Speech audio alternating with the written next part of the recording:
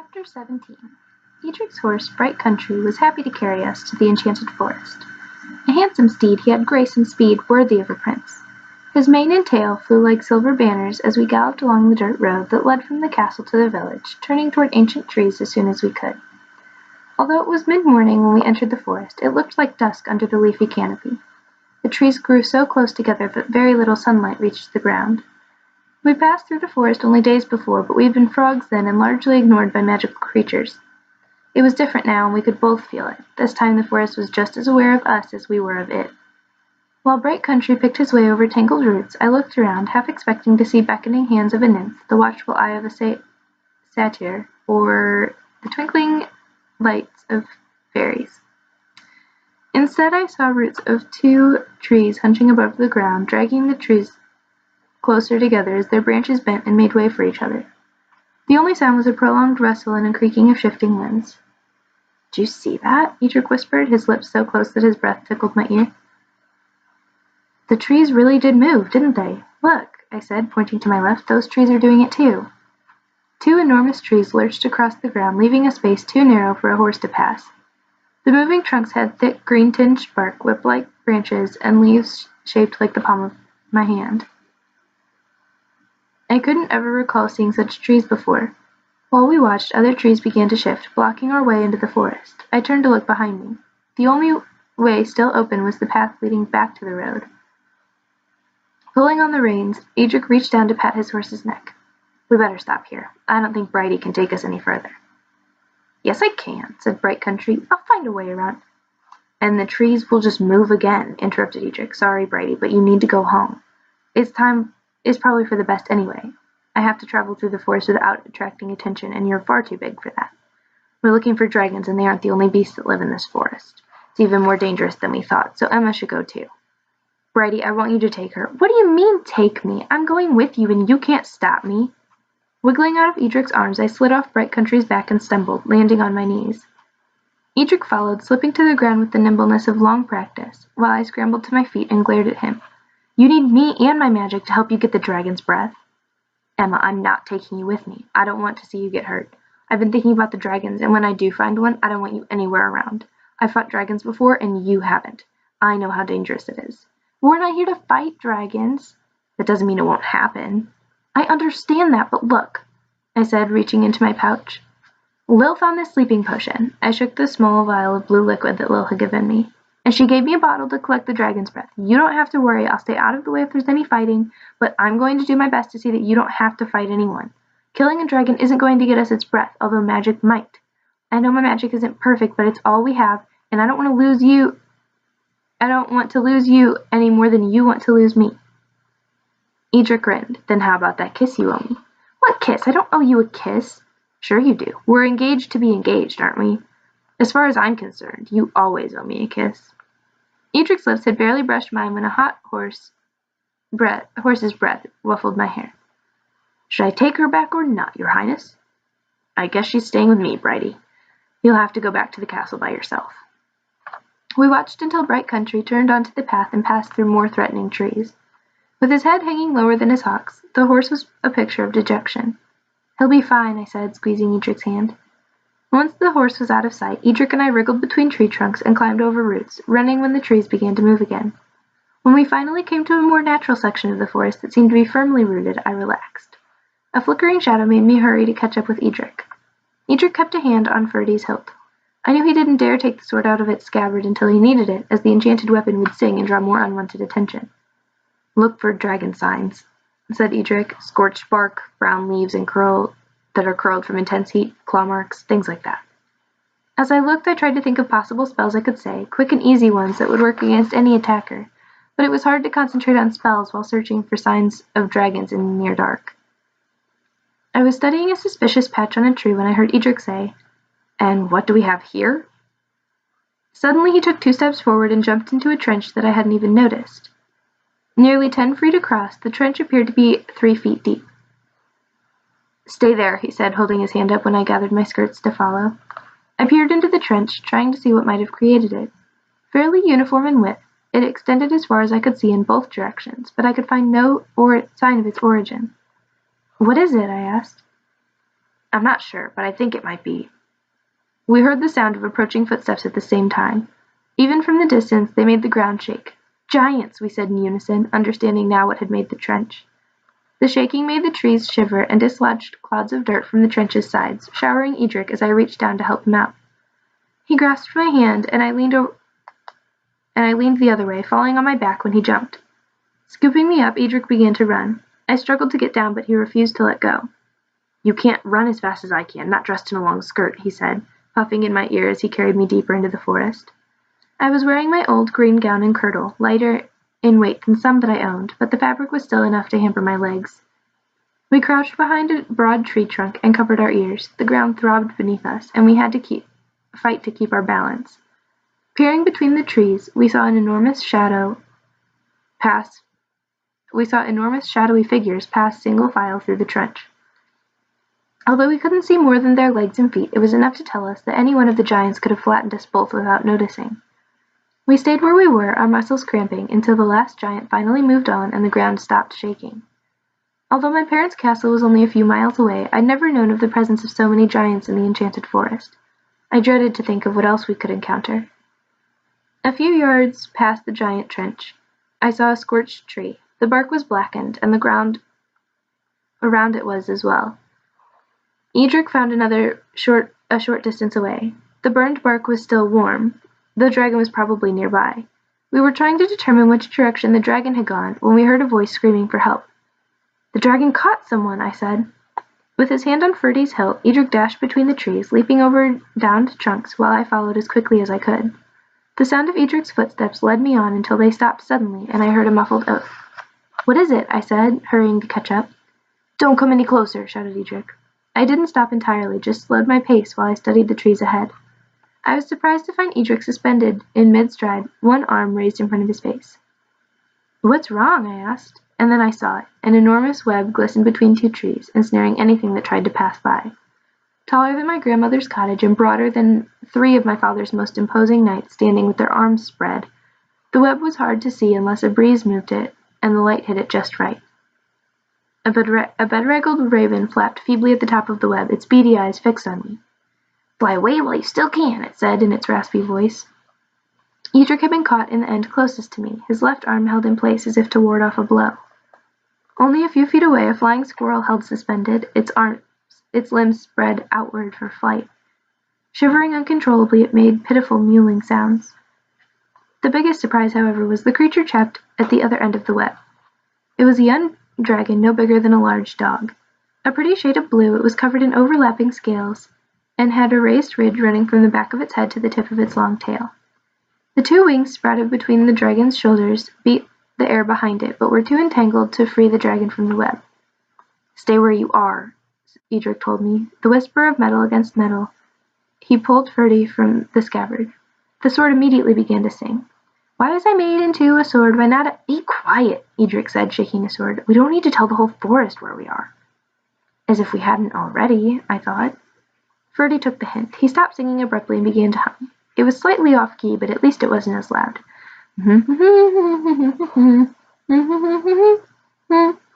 Reaching back with his humming sword, Edric swung at the web, easily slicing through the strands. Another stroke and his left arm was free, although the tattered bits of spider silk still clung to his sleeve. Edric stepped back and hacked at the web, freeing the squirrel and the raven before moving on to the little dragon. The dragon shrieked when it saw him coming with his sword raised. Puffing up its chest, it opened its mouth and tried to blast Edric with its flame, but the creature was young and didn't have the strength it would as an adult. Its feeble trickle of heated smoke dispersed into the air, carried away on a light breeze. While watching Edric cut the rest of the web from around the struggling dragon, I saw movement out the corner of my eye. I turned my head and gasped. It was a huge black spider, its back as high as my shoulders, its legs longer than a big man's reach. Look out! I screamed as the spider darted forwards, its mouth parts clashing. Edric whirled around. With an angry shout, he hurled himself at the creature, hacking and stabbing as the spider danced back, avoiding his sword. Thief! Scoundrel! Screamed the spider. Just wait till I catch you. I'll wrap you up in silk, bite your head off, and then suck the juices from your body. The spider darted forward, swinging a hairy leg and knocking Edric to the ground. Grunting, Edric rolled to his feet with Ferdy aimed and ready. Humming louder than ever, Ferdy broke into song as Edric chopped at the living nightmare. Take that, you nasty monster! Take that, you beastly beast! You shall not hurt my master, nor add him to your feast." The spider had a long reach and greater strength. Keeping its multiple eyes fixed on Edric, it quivered in anticipation. As if the sword were an extension of his arm, Edric slashed at the spider, vaulting over one reaching leg, cleaving another in two. The spider shrieked, staring at the stump of its severed limb. "Forget what I said," it shrilled. "I'll suck out the juices before I cut off your head. I want you to feel my mandibles piercing your flesh, and life slipping away." Freed from the web by Edric's effort, the little dragon took advantage of the commotion to scurry into the forest, running with the awkward gait of a puppy. I watched it go, which was a mistake since I should have been watching the battle. Suddenly, the spider was forcing Edric in my direction. Edric had cut off 2 of the spider's legs. When he hacked off a third, the spider slowed but kept coming at him with an uneven step. Swept aside by Ferdy, the third leg flew at me like a spear, shuddering to the ground beside me. I shrieked and tried to run, tripping when my feet became tangled in my skirts. Flailing my arms, I fell headfirst into a patch of puffball mushrooms, crushing them so dust-like spores rose in a cloud around me. Taken by surprise, the tickling was more than I could handle. Achoo! I sneezed, and in an instant I was a frog again. Too horrified to move, I was still sprawled on the floor when Edric barreled into me. He was a frog too, of course, but even worse, he no longer had Ferdy. "What have you done? I've lost Ferdy. I need that sword to defend us." "I couldn't help it," I wailed. "I didn't sneeze on purpose." While the spider looked around in confusion, we hopped under a large fern, hoping that the monster would pass by. A dry twig snapped, and suddenly the fern quivered and was gone, yanked out of the ground. "Aha!" said the spider, looming above us, its multiple eyes gleaming with malice. "I thought I saw you go in there." "Hop!" shouted Edric. We leapt straight ahead, directly under the spider's belly, while its hairy legs skittered around us. A dark blue, foul-smelling liquid dripped from a wound in the spider's underside, and we took an extra second or two to hop around the splashing puddle. The spider staggered as it turned to follow, high-pitched noises shrieking that hurt my eardrums. "You come back here," screamed the spider. "You can't get away with this. No one does this to me and lives." With all its legs, the spider could easily have overtaken us, but its lopsided gait sent it careening off into tree trunks and stumbling over uneven ground. We hopped around fallen branches, and when our path lay straight before us, we leapt in ground-eating bounds. Edric was a better hopper and could have left me behind if he wanted to, but he stayed by my side, encouraging me when I began to tire. "I wish I had Ferdy," said Edric, who wasn't the least out of breath. "I was getting used to him. He's a good sword." "We'll come back for him when we change back again," I said. The spider was persistent, staying on our trail no matter how we dodged and circled. Every few minutes I looked over my shoulder, hoping that I wouldn't see it, but the spider was somehow still there. If I could just make up a spell, I thought, but all I could come up with were silly rhymes like spider and beside her, which I didn't like at all. When the ground began to shake and I stumbled and fell, I thought it was just my usual clumsiness, but the ground was shaking when I got back to my feet. Suddenly I had an idea. "Head for the giant's trench," I shouted to Edric. "Are you crazy? That's the last place we should go. We don't have any way to defend ourselves there." "That's exactly why we're going there," I said. The shaking ground had tripped the spider, and when I glanced back, it was staggering to its feet, keening so loudly it made me cringe. I hurried on, bounding across the forest floor, ignoring the pain in my side and the burning in my lungs. When we finally reached the trench, another group of giants was already in sight, striding along their path. I looked back to make sure the spider was following us, but I needn't have bothered. Even the sight of approaching giants wasn't enough to scare it away. "Emma, come back," shouted Edric as I put on a burst of speed and jumped past him, sailing into the trench. While Edric jumped in after me, I didn't know if he wanted to drag me out, or if he understood what I was planning to do and wanted to help. Either way, it was enough to entice the spider to follow us into the trench. I headed straight toward the approaching giants, whose slow, steady pace covered more ground in just a few minutes than it would have taken me hours to hop. "Emma," shouted Edric, but I didn't have time to talk. The spider had learned to compensate for its lost limbs and had started to pick up speed. I was hopping as fast as I could when I realized that with his next step, the first giant would be upon us. "Now!" I shouted to Edric. Spinning around, I tensed my muscles, put all my strength into jumping out of the other side of the trench. I soared through the air with my legs extended, and it almost felt like flying. I'd misjudged the distance and landed on the edge, my breath whooshing out of me. Using the last of my strength, I pulled myself onto level ground while Edric sailed past me in a graceful arc. Looking back at the trench, I saw that the spider was trying to follow us, its remaining legs scrabbling at the ground. With the ground shuddering wildly beneath our feet, Edric and I fell. The spider, who had climbed halfway up the side of the trench, fared even worse, tumbling down into the crumbling dirt and landing on its back. In an instant, a giant's foot came down with a loud splat. Trying to be inconspicuous, Edric and I hurried to where we were. We stayed where we were until the giants had passed. Once gone, we crept to the edge and looked down. The spider was a blotch on the floor of the trench, its legs dark lines embedded in the dirt. "Whatever made you think of coming here?" Edric asked. I couldn't think of a spell, so I tried to think of how I would kill a spider at home. Stepping on it seemed like the best idea. "Good thinking, except for one thing. You could have been killed." "I guess," I said, shivering at the thought. "Good going," said a strange voice. "That spider got what it deserved." I looked around, but there wasn't anyone in sight. "Who is that?" I asked. "I'm Ralph," said the voice, and the little dragon popped its head out from behind a tree trunk, a crumpled violet hanging from its mouth. "I wanted to thank you for helping me. If you hadn't come along, I'd probably be spider food by now." Edric smiled. "Glad we could help." Ralph swallowed the flower, flapped his wings, and rose into the air, creating a small gale that whipped the leaves on the trees nearby. Edric and I had to grab each other's arms and lean into the wind to keep from being blown to the ground. "I saw you turn into frogs," said Ralph, landing beside us. "That was really something. What else can you change into?" I coughed and wiped my eyes with the back of my hand. "Nothing. That was it." "Oh," said Ralph, looking disappointed. Then his eyes brightened as though he'd thought of something else. "You're not werefrogs, are you? Heard of werewolves? But I've never heard of werefrogs." "No, we're just having a problem with a spell," Edric said. "I'm Emma, and I'm a witch in training. This is my friend Edric," I said.